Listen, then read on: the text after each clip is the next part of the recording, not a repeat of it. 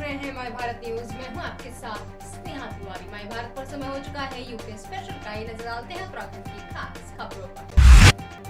नैनीताल के कोटाबाग विकास खंड के मुख्य आदर्श राजकीय इंटर कॉलेज में पिछले 1 साल से एनसीसी प्रभारी की वापसी नहीं हो सकी है, जिसको किसी कारण दूसरे स्कूल से अटैच कर दिया गया था और मामला कोर्ट में भी विचाराधीन था। इधर एनसीसी कैंडिडेट्स अपने प्रभारी की वापसी की मांग को लेकर आक्रोशित हैं और ये मामला अब शिक्षा विभाग के गले की फांस बनता दिखाई दे रहा है। विभाग द्वारा बुलाई गई अभिभावक संघ की बैठक में विद्यार्थियों को कोई संतोषजनक जवाब न मिलने पर एनसीसी विद्यार्थी एक बार फिर आग बबूला हो गए और कॉलेज में ही धरने पर बैठकर वापसी की मांग को लेकर नारेबाजी करने लगे। नैनीताल से माय भारत के लिए जाहिद हबीबी की रिपोर्ट। हरिद्वार में केमिस्ट एसोसिएशन द्वारा शहीद भगत सिंह घाट पर आयोजित नशा मुक्ति प्रतिज्ञा कार्यक्रम का आयोजन किया गया। कार्यक्रम में मुख्य अतिथि के तौर पर ड्रग कंट्रोलर एसएस भंडारी और ड्रग इंस्पेक्टर ने दीप जलाकर कार्यक्रम का शुभारंभ किया। कार्यक्रम में नशा मुक्ति को लेकर प्रतिज्ञा ली गई कि कोई भी केमिस्ट मेडिकल स्टोर से किसी भी प्रकार की कोई नशा करने वाली प्रतिबंधित दवाओं को नहीं बेचेगा। हमारे देश में और हमारे शहर में नशे की लत जो बढ़ती जा रही है और उसमें हमारे युवा जनरेशन, हमारे बच्चे जो बर्बाद हो रहे हैं, उनका भविष्य बहुत अंधकारमय दिख रहा है।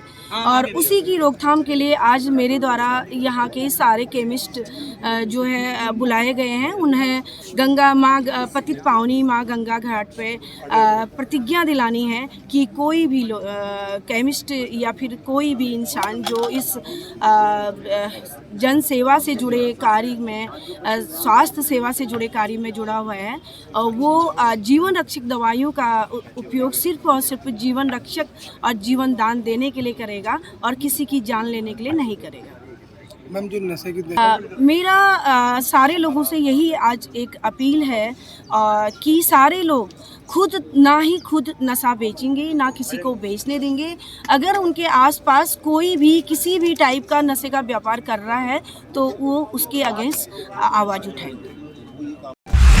लक्सर विधायक संजय गुप्ता के गनर ने बाजार के एक व्यापारी और व्यापार मंडल के महामंत्री से अभद्रता की, जिसके बाद पीड़ित व्यापारी ने पुलिस में शिकायत कर न्याय की गुहार लगाई है। पुलिस को दिए गए शिकायत पत्र में व्यापार मंडल के महामंत्री आशीष कुमार अग्रवाल ने बताया कि व्यापार मंडल के अध्यक्ष मनोज वर्मा के साथ वे लक्सर के विधायक संजय गुप्ता से मिलने डॉक्टर अविनाश के हॉस्पिटल के पास गए थे, जहां मनोज वर्मा तो विधायक संजय गुप्ता से बातचीत कर रहे थे कि अचानक विधायक संजय गुप्ता का गनर नरेंद्र राणा इनसे बदतमीजी और गाली गलौज करने लगा।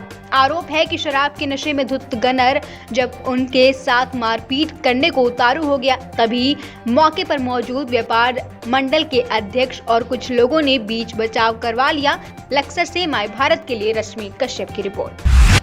उधम सिंह नगर के बाजपुर के चीनी मिल गेस्ट हाउस में भारतीय जनता युवा मोर्चा की राष्ट्रीय उपाध्यक्ष नेहा जोशी ने कार्यकर्ताओं के साथ मुलाकात की। इस दौरान उन्होंने विधानसभा चुनाव में भाजपा की दोबारा सरकार बनने की बात कही। आगे उन्होंने कहा कि प्रदेश की भाजपा सरकार ने अपने कार्यकाल में जो कार्य किए हैं उसका रिपोर्ट कार्ड पार्टी कार्यकर्ता जनता के बीच लेकर जाए। उन्होंने ये भी कहा कि जहां एक तरफ भारतीय जनता पार्टी एकजुट होकर चुनाव मैदान में उतर चुकी है, तो वहीं दूसरी तरफ पार्टियां अपनी अंतर कलह को अभी तक समाप्त नहीं कर पाई हैं, जिससे साफ प्रतीत होता है कि आने वाले विधानसभा चुनाव में भारतीय जनता पार्टी पूर्ण बहुमत से सत्ता में आएगी। भारतीय जनता पार्टी की रणनीति बिल्कुल क्लियर है।